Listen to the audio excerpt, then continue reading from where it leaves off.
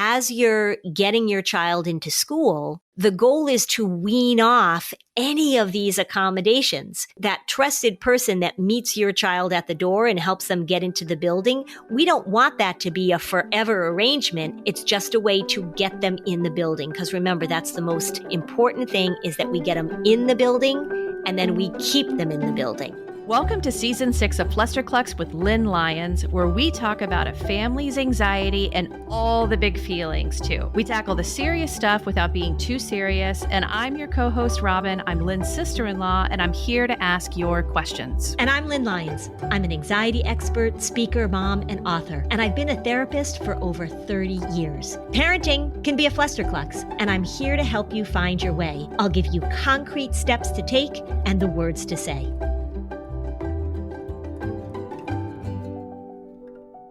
So, Lynn, we have started our school year and we're well into it now, but I have a feeling there are a lot of families out there where just getting to school is still a bit of an issue every morning. That's a huge issue. I mean, there's a lot of data now where we're looking at an increase in difficulty of kids getting into school. And so I think what we should talk about today, because we've done episodes in the past and we can certainly do more episodes about school avoidance and how we deal with that. What I really want to talk about today is when you get your anxious kid to school, when you get your worried child into the building, because that's what we want to have happen. What do we do once they're there to keep them there? And how do we make sure that the adults that are supporting you as a parent and the people in the school, how do we have a consistent plan? Because there are some real do's and don'ts about this keeping kids in school problem that I come up against pretty frequently. I can imagine that the advice you're about to give is relevant sort of along this whole spectrum of kids who do just ask to come home once in a while, or a pattern might be starting with younger kids versus those that have the ongoing. I have a feeling you're going to say you would approach it in a very similar way. Yeah, absolutely. The thing from the beginning, whether or not you have a child who has anxiety or not, or whether or not you have a child who's sort of moving in that direction, is that the expectations need to be clear. And I think that one of the reasons that we're seeing a lot more instances of kids not going into school is because COVID sort of messed that up, right? I mean, was there a lot of discussion about most of the kids in this country? Like, are we going to school today or not? No. And schools also did a really good job of setting things up so that you could do school from a distance, right? You could do remote learning. And so kids' expectations of Monday through Friday or whatever, we get up in the morning, we go to school, we come home from school, all of that got really changed in a way that I think was unprecedented, to use the COVID word. So now we're trying to get back into those expectations of we wake up in the morning, we go to school, and then school is over, and then I come and pick you up. I mean, I say this humorously, but in reality, I'm kind of serious. That parallel that so many adults feel now about having to go to the office. Yes. And how so many don't want to go to the office because that same disruption happened and we don't want to be there sometimes or all the time. Yeah. So I think you're exactly right, because there was this person I know who runs a pretty significant company, and prior to COVID, remote working, I mean, people sort of floated that idea by him and he was like, no, no, no. Now that we went through COVID, he's much more amenable to it because everybody had to go through it and he saw that people could do it and he kind of likes it himself. I mean, I think he also found that, gosh, I don't have to go in 5 days a week. Some school districts are really talking about a 4-day school week. So there's all this sort of fluidity of going to school that didn't exist before. The problem is of course, we know how much worry and anxiety love to grab onto any opportunity. And so I think that's kind of what's happened a little bit. So you've got kids that have difficulty getting into school anyway. And now this acceptance of I don't have to go to school, or it's fine if I show up some days and don't show up some days, is really getting in the way for a lot of families. They're trying to navigate this and it becomes tricky. Let's talk about what doesn't work, because that's pretty clear. When you're talking about this based on so many of the experiences you've had with the families you work with, is this all ages or is this mostly elementary school? Well, I'll divide it up, but I'm going to talk about little kids first. But what happens, what I see very often is that people come to see me at different stages in their anxiety journey. And sometimes when I have a high schooler or a middle schooler who really is having a hard time going to school and staying in school, that pattern was kind of established early on. So the family has always had difficulty knowing, the parent has always had difficulty knowing, when should I get my kid? When should I leave them? When they call and say they want to come home, should I go in and get them? Shouldn't? That pattern has kind of been in place for a while. And then oftentimes it ramps up in middle school and high school because just the logistics of getting an older kid into school become more challenging.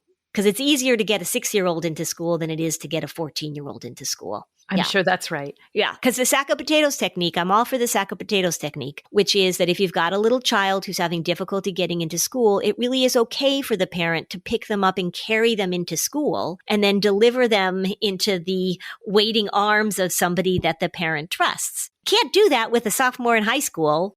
That would not work. So one of the things you want to think about is, first off, is what are the expectations that you are conveying to your child about getting into school? And I really am talking about kids that have trouble with worry, and they may have a lot of trouble with physical symptoms, which is one of the things that kids really can use, not in a conscious manipulative way. But remember, I always say, people say, is that anxiety or manipulation? And I say anxiety is very manipulative because it wants what it wants. But physical symptoms are real when it comes to anxiety. So if a little child wakes up, or even a big child wakes up and says, I don't feel good, I have a tummy ache, I have a headache, I feel sick, parents have a difficult time knowing, is my child sick? Is this anxiety? Should I bring my child to school? COVID complicated that because there was such a long list of physical symptoms that we weren't supposed to bring our kids to school if they had these symptoms.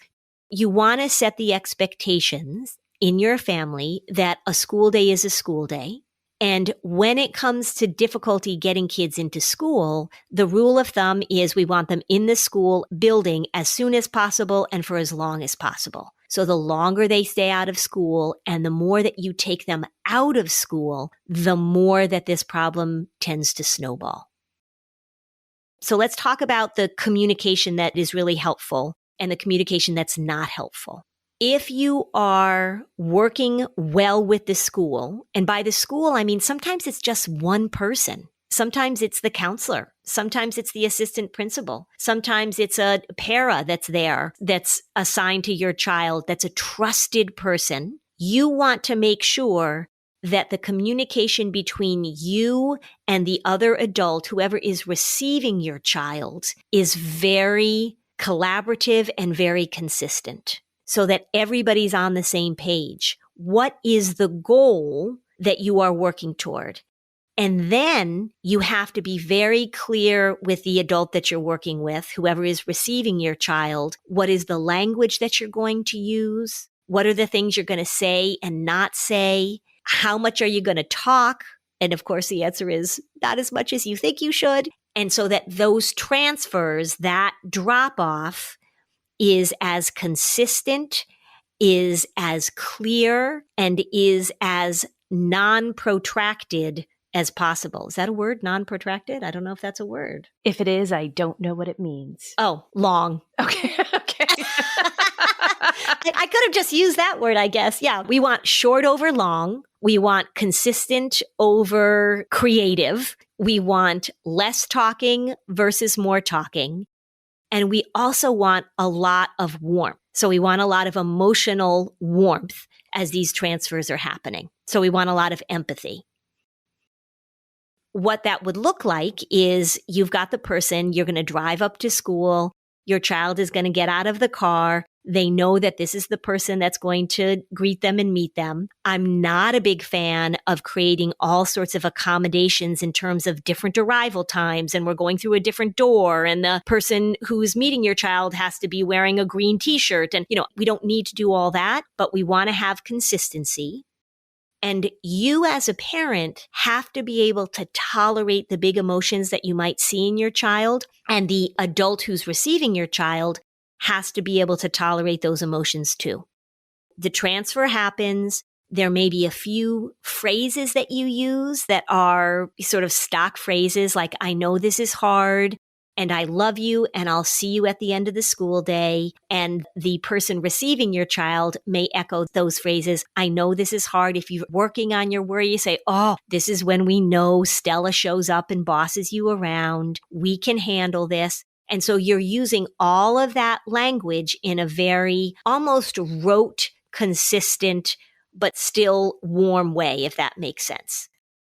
I know this is hard, honey. Here's Mrs. Smith. I'm going to see you at the end of the school day. So that transfer can happen in a pretty consistent way. I have a question about making sure you're not creating a ritual that has to be adhered to when we come back from our break. Do you think seeing a therapist or psychiatrist would be helpful, but you don't really have time to actually find one and meet with them or afford them? Try Talkspace. By doing everything online, Talkspace has made getting the help you want easy, accessible, and affordable. It's incredibly convenient to have virtual sessions with your licensed therapist from the comfort of your own home. Talkspace is secure and private, using the latest end-to-end bank-grade encryption technology to store client information and comply with the latest HIPAA regulations. And Talkspace is affordable because it's in-network with most major insurers. So, as a listener of this podcast, you'll get 80% off your first month with Talkspace when you go to Talkspace.com/Fluster. To match with a licensed therapist today, go to Talkspace.com/Fluster to get $80 off your first month as a listener of this show. That's Talkspace.com/Fluster. With the busy fall season already in swing, you might be looking for wholesome, convenient meals for jam-packed days. Factor, America's #1 ready-to-eat meal kit, can help you fuel up fast for breakfast, lunch, and dinner. With chef-prepared, dietitian-approved, ready-to-eat meals delivered straight to your door. You'll save time, eat well, and stay on track for your healthy lifestyle. So if you're too busy to cook this fall, but you want to make sure you're eating well, with Factor, skip the extra trip at the grocery store and the chopping and prepping and cleaning up too. You'll still get the flavor and the nutrients you need with Factor's fresh, never frozen meals, and they're ready in just 2 minutes. All you have to do is heat them up and enjoy. And I gotta tell you, I got sick this past month. I had a fridge full of Factor meals and it fed everybody, and it was the greatest gift. Relish the best of autumn with fall flavors with limited time only hearty, comforting meals featuring seasonal veggies like cranberry pecan chicken and apple Dijon pork chops. Again, they're ready in just 2 minutes. So this October, get Factor and enjoy eating well without the hassle. Head to factormeals.com/Fluster50 and use code Fluster50 to get 50% off. That's code Fluster50 at factormeals.com/Fluster50 to get 50% off. It's the season when kids head back to school and life moves indoors. So this inevitably brings more germs and opportunities to start feeling under the weather. But stay ahead of the game with Beekeepers Naturals Propolis Throat Spray and their new Kids Propolis Throat Soothing Lollipops. Propolis Throat Spray is available in adults and kids versions, and it's a great daily proactive immune support that tastes good and it soothes your throat. And those kids' throat-soothing lollipops are the most delicious dose of defense. They're providing propolis, vitamin D, zinc, and wildflower honey to soothe kids' throats and support their immune systems. So include those lollipops as one of your back-to-school lunchbox sweet treats. But these have 50% less sugar, so your kids won't crash after lunch. Sometimes, as you know, it can be a battle to get kids to take medicines and supplements, but they actually love the taste of Beekeepers Naturals products. So today, Beekeepers Naturals is offering you an exclusive offer. Go to beekeepersnaturals.com/Flusterclux and enter code Flusterclux to get 20% off your order. That's beekeepersnaturals.com/Flusterclux or enter the code Flusterclux. Beekeepers Naturals products are also available at Target, Whole Foods, Amazon, CVS, and Walgreens.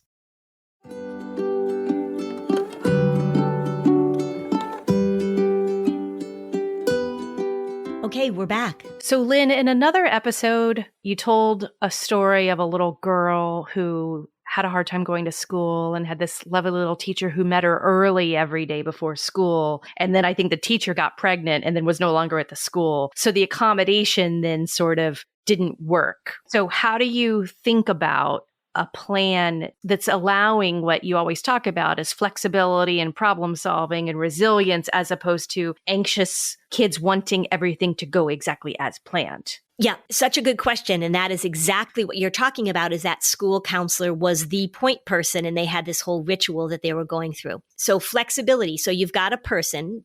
Maybe there's a few people, because you don't want to depend consistently on one person. Actually, now that you say that, Robin, I think that's a really good point. And you don't want to set things up so that we meet at this exact time, at this exact place. You want it to be, we're going to school and getting dropped off as normally and as fluidly as everybody else that's going to school and getting dropped off. This is where an anxious, loving parent can try and accommodate their child by, I'm going to tell you exactly what is going to happen. Yes. And that's not actually helpful. Correct. And this is where very caring, well-meaning schools do the same thing. So they say, in order for this child to come into the building, they need to know exactly what's going to happen. Now, remember, there's a difference between good planning and rigidity and the demands of anxiety to know exactly what's going to happen. So planning is, you got to get the bus at this certain time, or that's where drop off is, and this person is going to come and greet you, right? That's good planning. The question you can ask yourself to sort of see whether or not you're moving into this creating certainty realm is, do we have a lot of specifics in place that have to happen? So we have to get there at this time, and we have to see this exact person, and we have to go in this exact door, rather than saying, we're going to drive to school like everybody else drives to school. And then when we get there, you're going to be met by so-and-so, and then they're going to take you into the school. There's fluidity to it. And maybe, again, it's more than one person.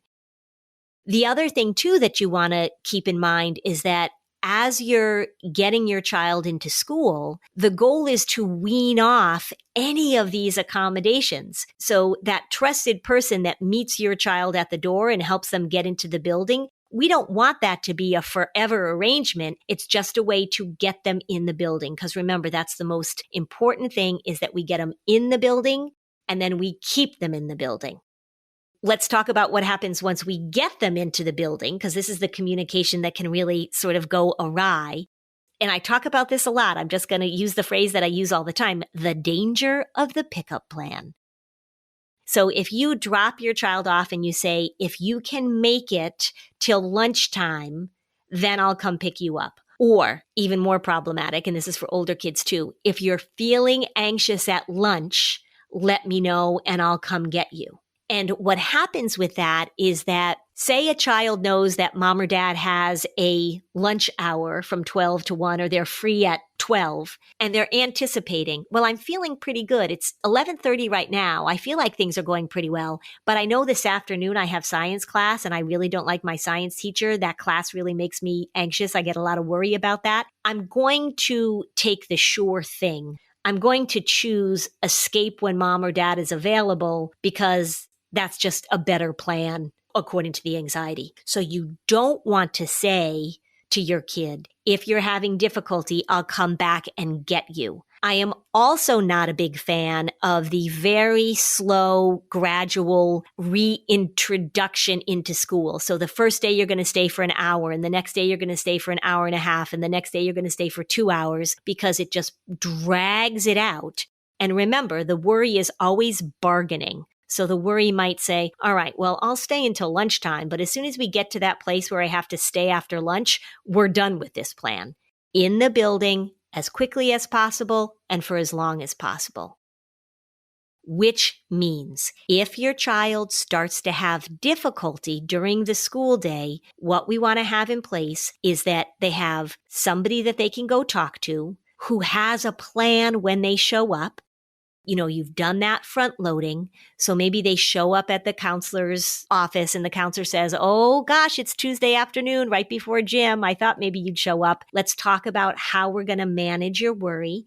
And you should have that plan in place. That's what good therapy does, but that's also what good school counselors do. And the goal is to get them back to class as quickly as possible. If you have a school counselor or the school nurse, because kids end up at the school nurse's office a lot, who consistently calls you to come and get your child, then you need to have a conversation and you need to come up with a better plan. That's a last resort in my book, that I'm going to have the parent come and pick up this child. Oftentimes schools will do that because maybe the child is in the school office and the well-meaning school secretary calls, or the nurse is dealing with a lot of stuff and calls because there's physical symptoms. The child says that they feel sick, they're going to throw up. But it really needs to be clear that if we're dealing with an anxious child, the goal is for them to get support in school as much as possible and to really avoid the pickup, which is super hard. And then as kids get older, then they start texting the parents. They don't even go to the school office. They don't even go talk to the nurse. They just text the parent, come get me. I can't handle this. I'm freaking out. Come and get me.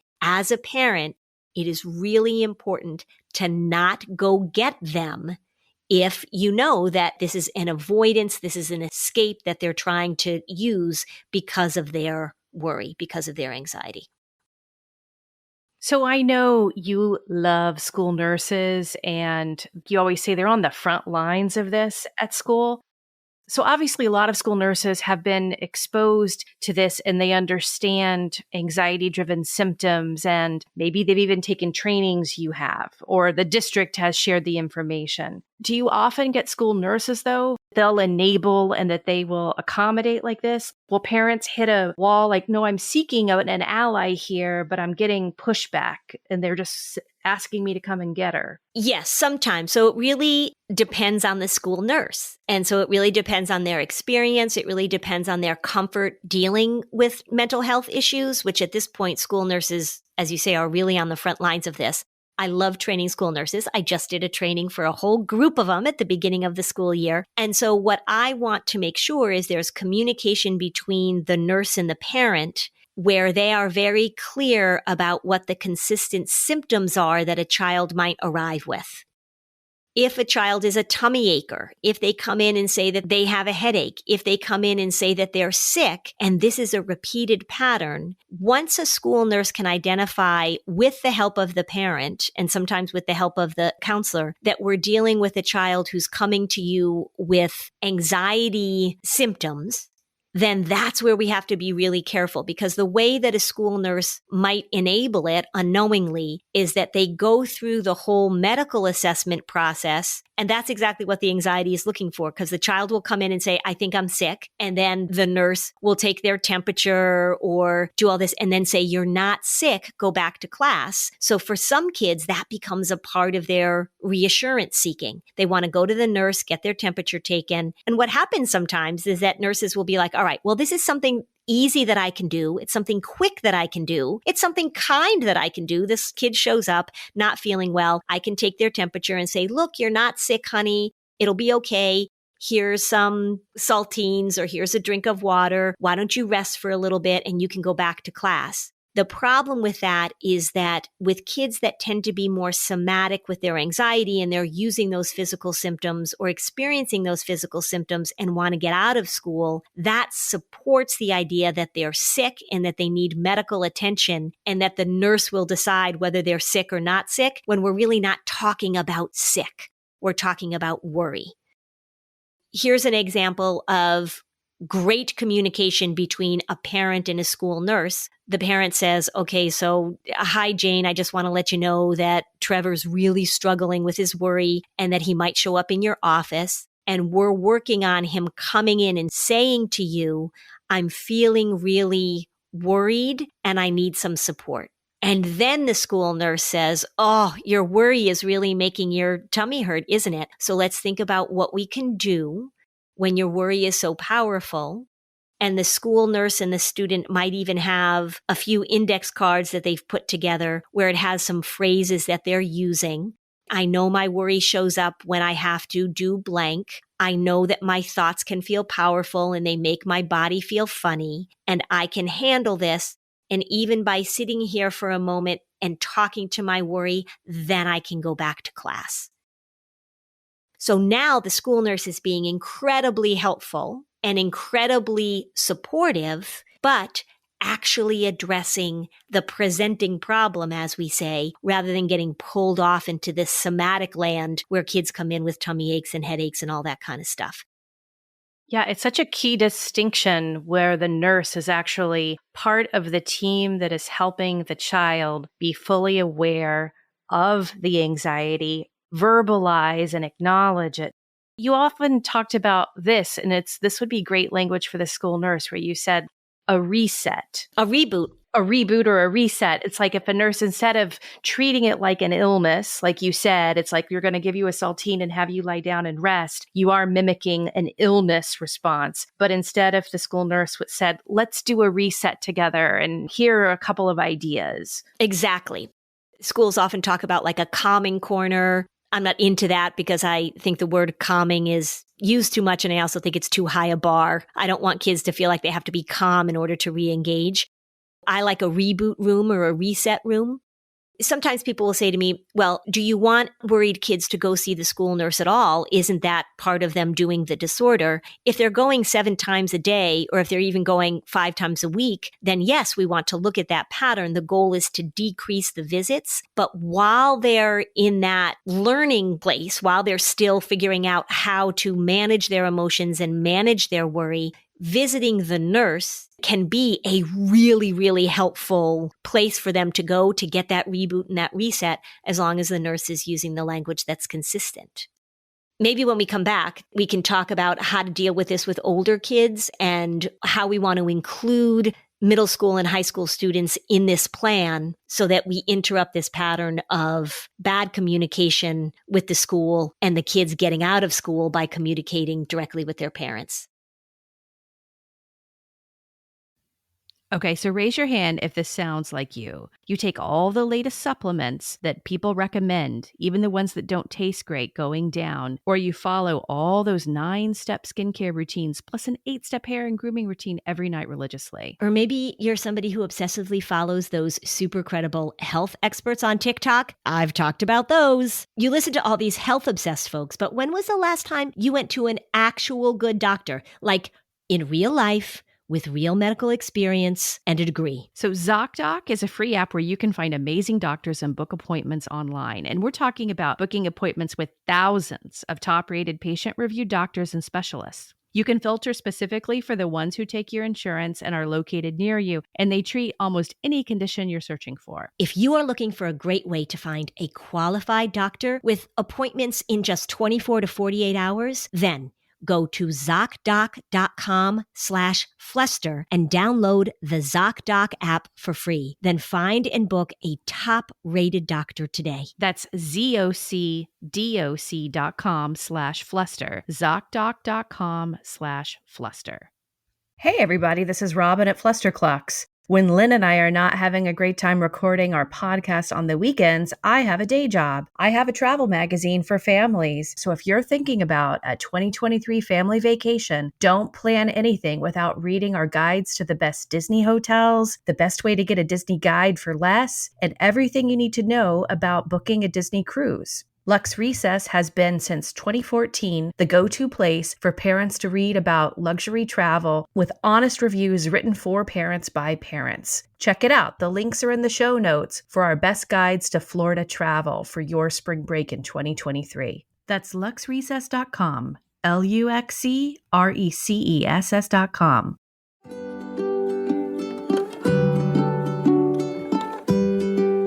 Okay, so now back to the show. So older kids, this gets a little trickier because their anxiety is a little more sophisticated and therefore their language can be more sophisticated as well. Yes, and oftentimes remember that the pattern has been there for a while, so they've figured out what works and what doesn't work.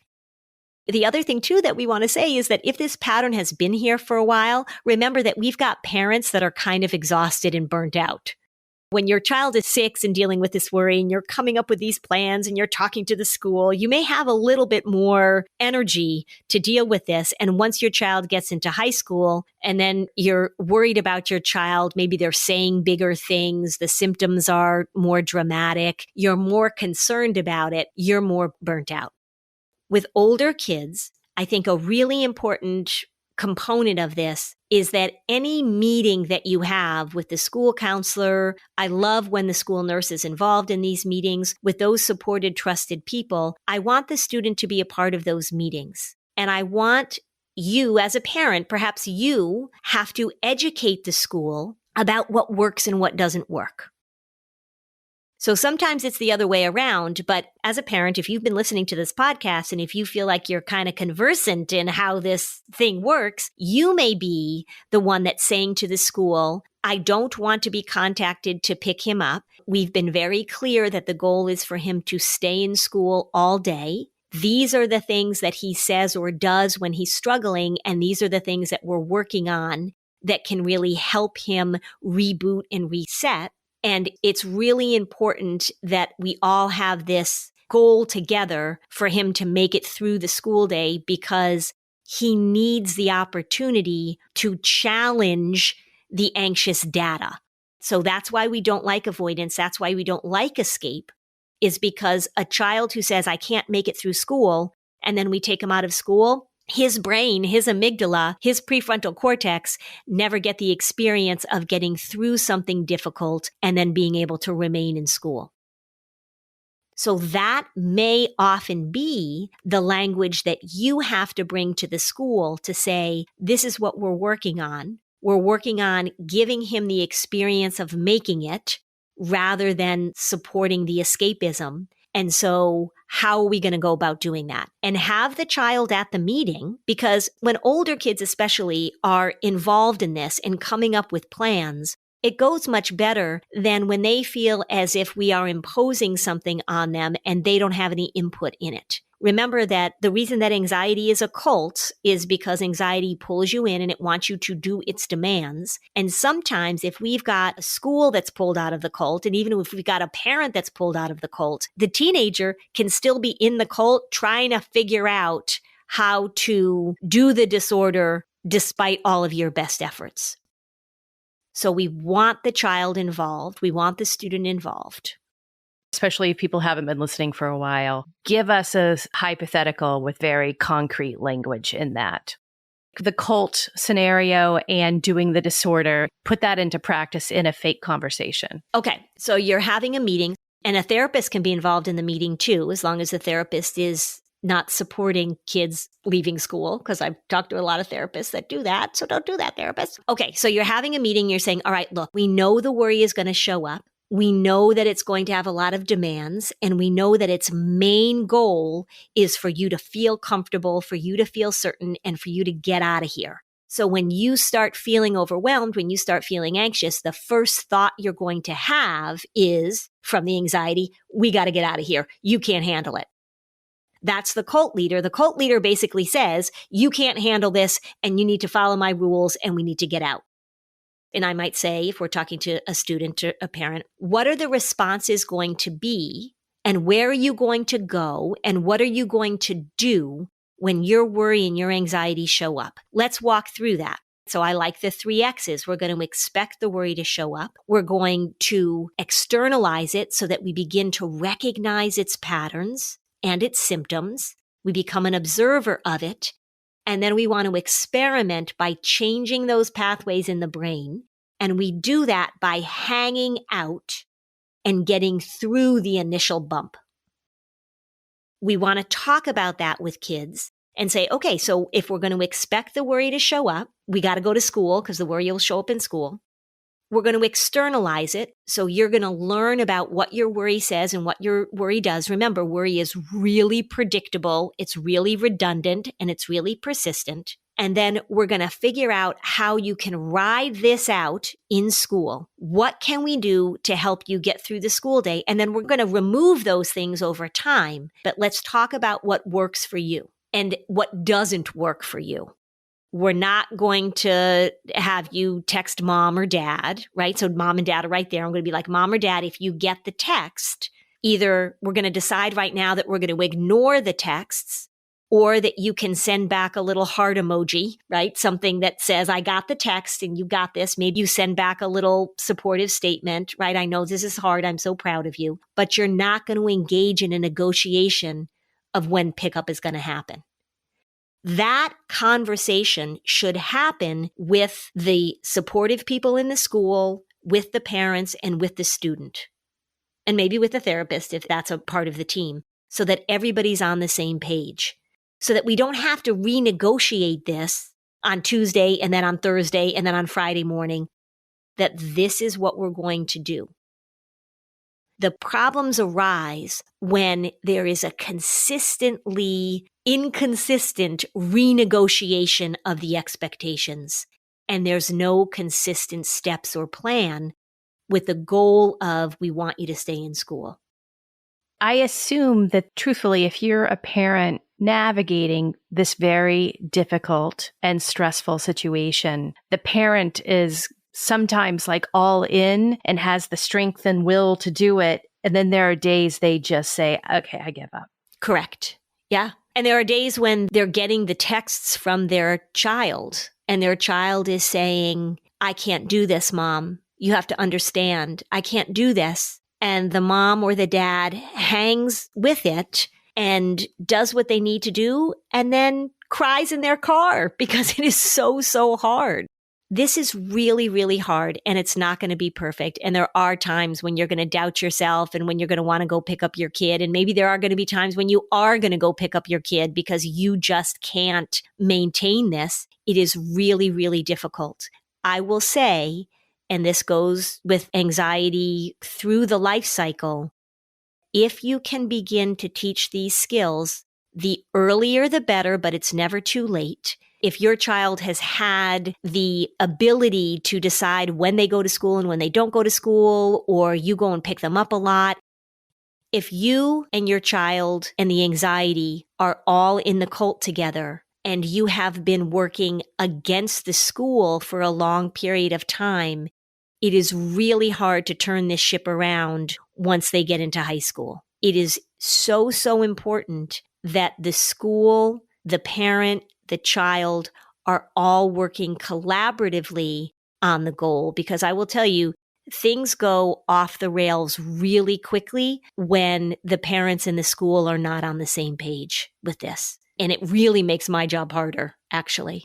When that parent is feeling their parenting tank pretty empty in terms of having the will to respond, maybe some listeners need to hear why we have to do hard things here. Mm-hmm. Every time that you go and pick up your child, when they are having a tummy ache, when they are distressed, when they call and say that they're having a panic attack, every time you go and pick them up, you are reinforcing that they are incapable of managing. So that's not what you want to be doing. That's not what you want to be saying, but you are saying to them, this problem or these symptoms or what you are experiencing emotionally is so overwhelming and so intractable that I need to pull you out. And it's really hard to not do that. I get it, but that's what happens. And then this pattern becomes really sort of the way that they deal with uncertainty in their life, right? So the anxiety starts to take over a lot of things. And what's really heartbreaking for me, and I think probably for parents too, is it's really hard when your child is at school and they're struggling. But if you have a teenager that's in their room, not going to school, not engaging with friends, has stopped participating in extracurricular activities, that is incredibly scary and heartbreaking for parents. If I had to choose, right? I mean, I know it's all hard. But if I had to choose, I want you to be able to tolerate this distress when they're at school and they're getting support versus tolerating your child absolutely shutting down and not engaging in the world and not going to school and not seeing people. I'm going to choose the first discomfort over the second discomfort because that's where we can do some work. As a parent, if you're dealing with this, maybe you're going to need somebody at the school that you can just text and say, oh my gosh, he is really trying hard right now. And I am feeling so uncertain and I am really struggling. Just give me a little pep talk. Or maybe you have to have a friend or maybe your partner. You will need support as you get through this. This thing takes on a life of its own. The good news is, this is the really good news, is that when the school nurse, when the counselor, when the administration, when the parents, are all working together to sort of support this kid and bolster this kid and teach the skills, amazing things happen. Remember that anxiety is absolutely treatable. And if you are carrying this guilt inside you that says, oh, I'm emotionally damaging my kid by not rescuing them from the anxiety, I guarantee you that that will only get worse over time if you don't address it as early as possible. And to have that communication as early as possible. You talk about front loading a lot. What is a good front loading conversation when you're not in it, where the parent can feel like they're putting these boundaries up that are necessary with the anxiety while still knowing that they're being loving or that they're showing love by doing this? Yep. So the conversation goes like this. Your anxiety, and you can even say our anxiety, our family's anxiety, my anxiety, does not care about your fun. It doesn't care about your relationships. It doesn't care about your learning. It doesn't care about you being able to do the things you want to do. And as hard as it is for me, I am not going to let the anxiety in myself, in our family, I'm not going to let it get in the way of you being able to have friendships and do fun things and go to school and learn. When your anxiety shows up, it is going to try and convince you, and it's going to try and convince me that the best thing that we can do is to give into it.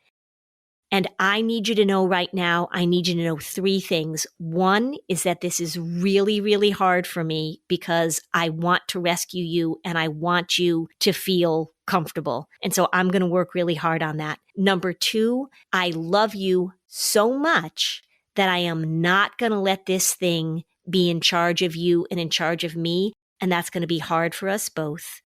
And number 3, both of us, our brains are incredibly malleable. We're capable of learning. We're capable of doing things that we didn't think were possible.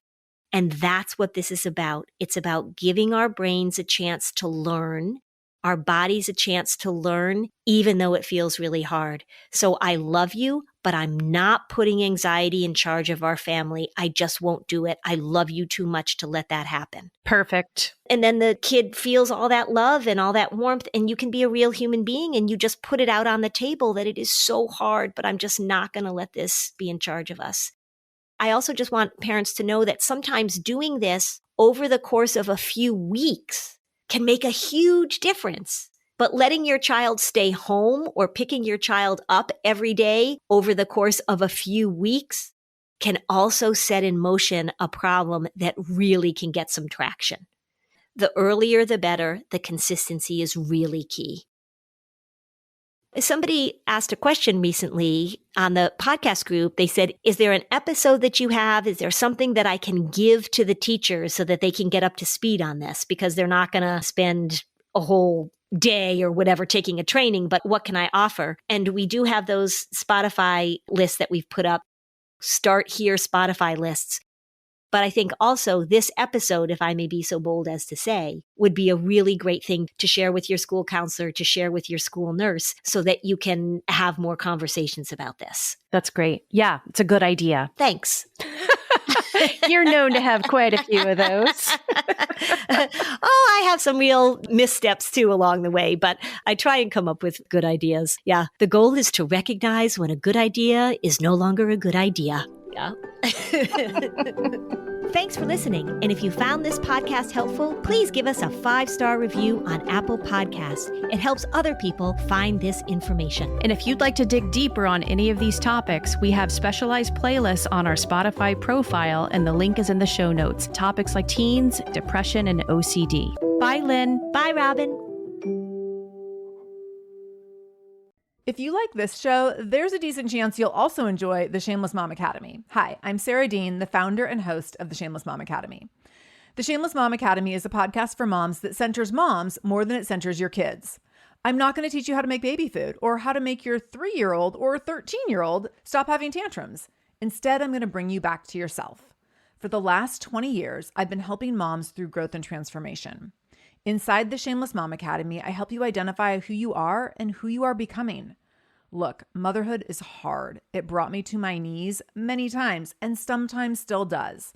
Returning to who I am and who I am becoming allows me to decide how to show up in all those sticky motherhood moments, but also in all my other relationships and in all the ways I show up in my various communities. So come check out the Shameless Mom Academy wherever you listen to podcasts. I'm willing to bet you'll leave feeling a little inspired and maybe even completely fired up. And you'll probably laugh a few times because I promise we never take ourselves too seriously over here. With 700 episodes to choose from, you're likely going to find something that sparks and speaks to you inside the Shameless Mom Academy.